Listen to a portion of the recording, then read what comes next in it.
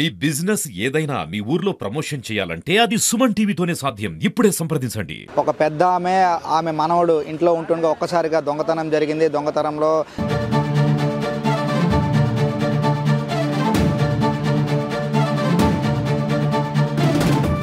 ఒక 23-22 సంవత్సరాలు ఉంటాయి. ముగ్గురు కుర్రాళ్ళు వచ్చారు.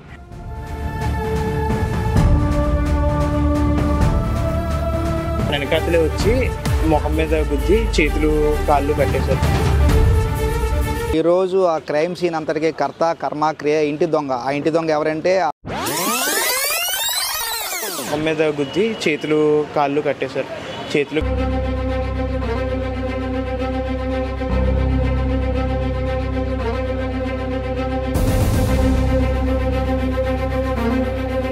ఒక సినిమాలో డైలాగ్ ఉంటుంది, మీ ముగ్గురు కాదు సార్, నలుగురు సార్.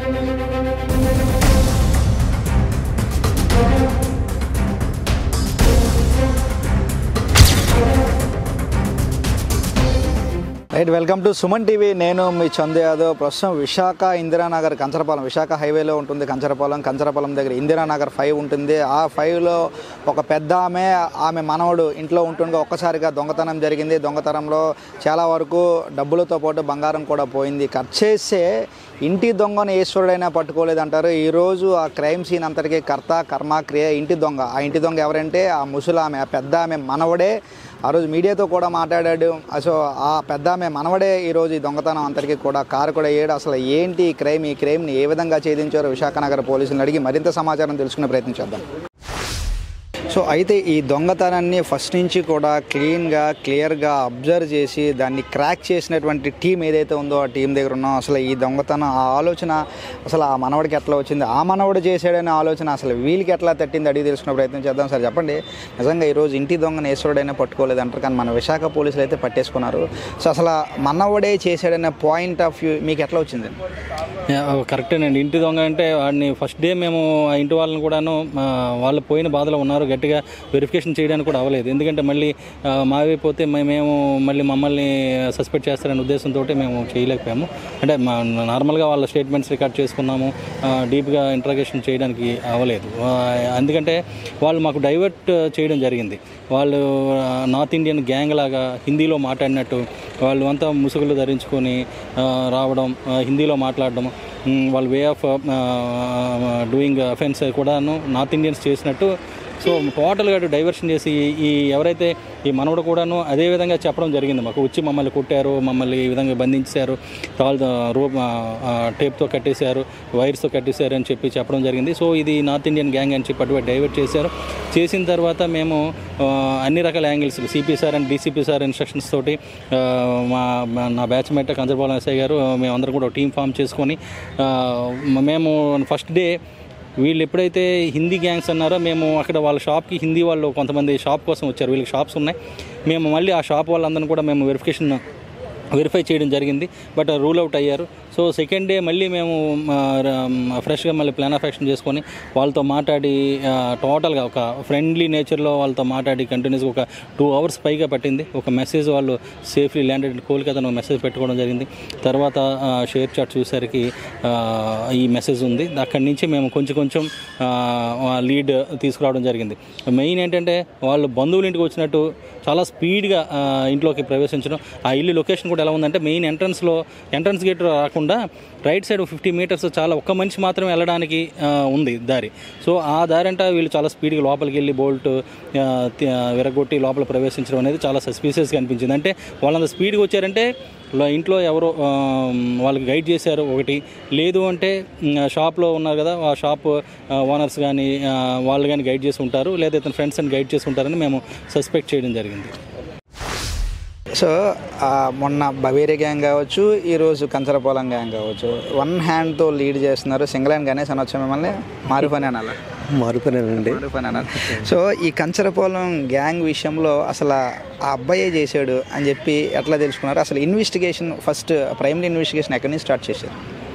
ఇది రాత్రి మాకు 1 o'clockకి మనకి 112 డైల్ 100 కాల్ ఒకటి వచ్చిందండి. ఈ కాల్ రాగానే ఇమీడియట్లీగా మా ఏఎస్ఐ సీన్లో ఉండగా నాకు ఫోన్ చేశారు. నేను వెంటనే సీన్కి రీచ్ అయిపోయాను. ఒక 20 మినిట్స్లో రీచ్ అయ్యాము. రీచ్ అయిన తర్వాత వెంటనే సిటీలో ఉన్నటువంటి మొత్తం పోలీసు నైట్లో ఉన్న ఆఫీసర్స్ అందరికీ అలర్ట్ చేశాము. తర్వాత అక్కడ ఉన్న సీసీ ఫుటేజ్ చెక్ చేద్దామంటే ఆ సీసీ ఫుటేజ్లు కూడా పెద్దగా ఆ వీధులు ఏమి లేవు. కొద్దిగా స్లమ్ టైప్ ఏరియా, హైవే పక్కన ఉంటుంది. అయితే ఒకటి కమ్యూనిటీ హాల్లో ఒక మంచి సీసీ ఫుటేజ్ ఉంది, అది కూడా ఇంకా ఓపెన్ అవ్వలేదు. అవి మేము ఏం చేస్తాడు, కమాండ్ కంట్రోల్ మొత్తం సిటీ అంతటికి టోటల్ కెమెరాలన్నీ కూడా వాళ్ళు మానిటరింగ్ చేస్తారు. అక్కడికి మా సిబ్బందిని పంపించి ఈ వెహికల్ వెళ్ళిన దారి కూడా మనం వెరిఫై చేసాము. చేస్తే అది సింహాచలం రూట్లోంచి వెళ్ళి హనుమంతవాక నుంచి వెళ్ళి పరదేశంపాలెం జంక్షన్ దగ్గర మారికోస్ దగ్గర వెహికల్ ఆగిపోయింది. సో వీళ్ళు అవుట్ ఆఫ్ గ్యాంగ్ అయి ఉంటారు, వాళ్ళు హిందీలో మాట్లాడారు, వేరే రాష్ట్రం అయి ఉంటుంది అని చెప్పి కొద్దిగా డౌట్ పడ్డాము. అప్పుడే దానికి ముందు తిరుపతిలో కూడా ఒక స్నాచింగ్ అయింది. ఆ గ్యాంగ్ ఈ గ్యాంగ్ సిమిలారిటీస్ ఉన్నాయేమని చెప్పి వేరే రాష్ట్రంలో ఉన్న మా ఇన్ఫర్మేషన్ వాళ్ళకి కూడా అలర్ట్ చేసి చెప్పడం జరిగింది. అయితే మార్నింగ్ కల్లా మాకు మళ్ళీ డౌట్ వచ్చింది ఏంటంటే, ఇక్కడ ఉన్నటువంటి ఆ ప్లాస్టిక్ ట్యాగ్స్ కానీ ఆ వాడిన ప్లాస్టర్స్ కానీ వెనకాతల డోరు పూర్తిగా వేయకుండా చిన్న పైన ఉన్నటువంటి గెడ మాత్రం పెట్టుండడం, అంత క్యాష్ గోల్డ్ని అంత నెగ్లెక్ట్గా పెట్టుకోవడం, వీళ్ళ అబ్బాయి మీద ఉన్నటువంటి అతను చెప్పే విధానం కూడా కొంచెం సస్పిషియస్గా అనిపించింది. అయితే మనం ఇమీడియట్లీగా ఆ రోజు అడిగినట్లయితే వాళ్ళ పేరెంట్స్ మళ్ళీ మేమే కంప్లైంట్ చేస్తే మమ్మల్ని ఇబ్బంది పెడతారేమో అనే ఉద్దేశంతో మేము డైరెక్ట్గా వాళ్ళ మీద ఏం ప్రెజర్ పెట్టకుండా మేము సైంటిఫిక్ ఎవిడెన్స్ని టెక్నికల్ ఎవిడెన్స్ని కలెక్ట్ చేసుకుంటూ అతను వాడిన ఫోను, అతని నెంబర్సు, ఆ CDRs అన్నీ కూడా కలెక్ట్ చేసుకోవడం జరిగింది. అసలు మేమే ఎప్పుడైతే దొంగతనం జరిగిందో, దొంగతనం జరిగిన తర్వాత మేము అక్కడ సీనాఫ్ యాక్షన్లోకి మేము వెళ్ళాము. మేము కూడా ఆ పెద్ద ఆమెతో మాట్లాడాము, ఆ అబ్బాయితో కూడా మాట్లాడాము. నిజంగా వాడి యాక్టింగ్ నా భూతో భవిష్యత్ అన్నట్టు ఉంది. కానీ మీకు ఎక్కడ డౌట్ వచ్చింది అసలు ఆ ఎంక్వైరీ చేసేటప్పుడు? అంటే యాక్చువల్ వాడి మీద అయితే ముందుగా మనకేం డౌట్ రాలేదు. ఆ అబ్బాయి వాడే ఫోను, ఆ అబ్బాయి మాట్లాడే విధానం, అంటే రాత్రిపూట వచ్చిన అఫెండర్స్ నన్ను కొట్టారు, నన్ను గాయపరిచారు అన్నాడు. ఎక్కడ గాయం అది కనిపించలేదు. ఆ తర్వాత మనం అతని దగ్గర ఉన్న మొబైల్ని అతి చాకచక్యంగా అతనితో స్నేహపూర్వకంగా మెలుగుతూనే ఫోన్ని చెక్ చేయడం జరిగింది.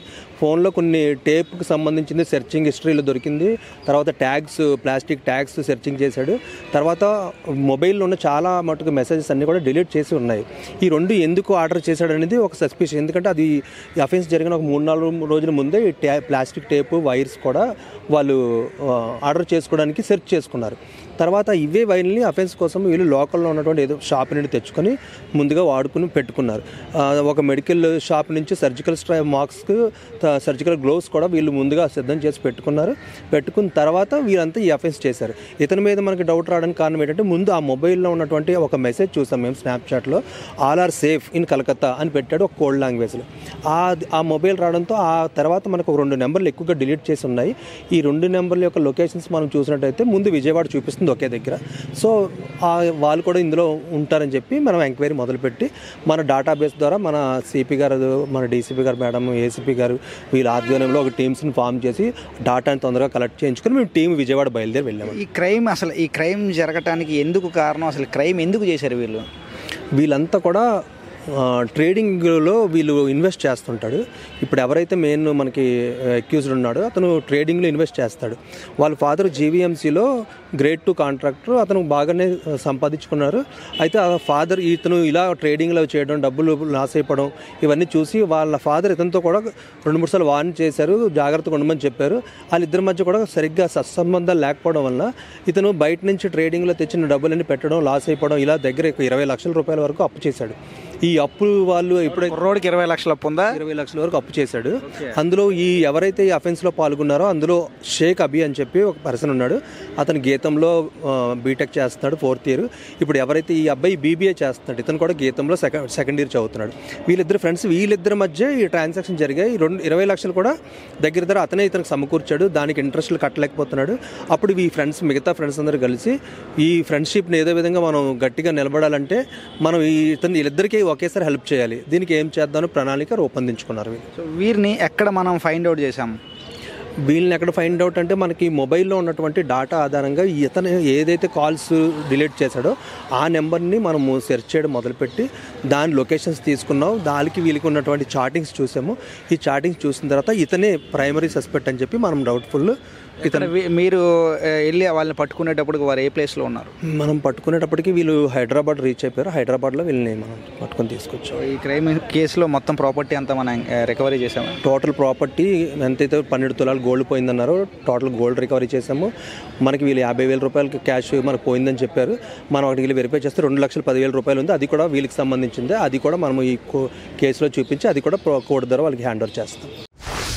సో రైట్, ఇది ఇష్యూ. నిజంగా ఒక సినిమాలో డైలాగ్ ఉంటుంది, మేము ముగ్గురు కాదు సార్ నలుగురు సార్, ముగ్గురు కాదు సార్ నలుగురు అంటారు ఎన్టీఆర్ సినిమాలో.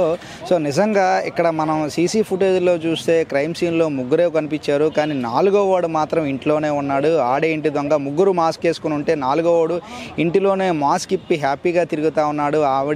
ఆడే పెద్ద ఆవిడ మనవడు. ఈరోజు నిజంగా ఇంటి దొంగను ఈశ్వరుడు పట్టుకోలేదు అంటారు, కానీ ఇంటి దొంగను ఈశ్వరుడు కాదు కదా. విశాఖ పోలీసులు చాకచక్యంగా పట్టుకున్నారు. క్రైమ్ సీన్ అద్భుతంగా ఇన్వెస్టిగేట్ చేశారు. సో నిజంగా ఇది ఒక నిజంగా ఎవరు కూడా ఊహించి ఉండరు. మీడియా మిత్రులు కూడా ఆ రోజు వెళ్ళి ఆ క్రైమ్ సీన్లో వెళ్ళి పార్టిసిపేట్ చేసి ఎంక్వైరీ కూడా చేసింది.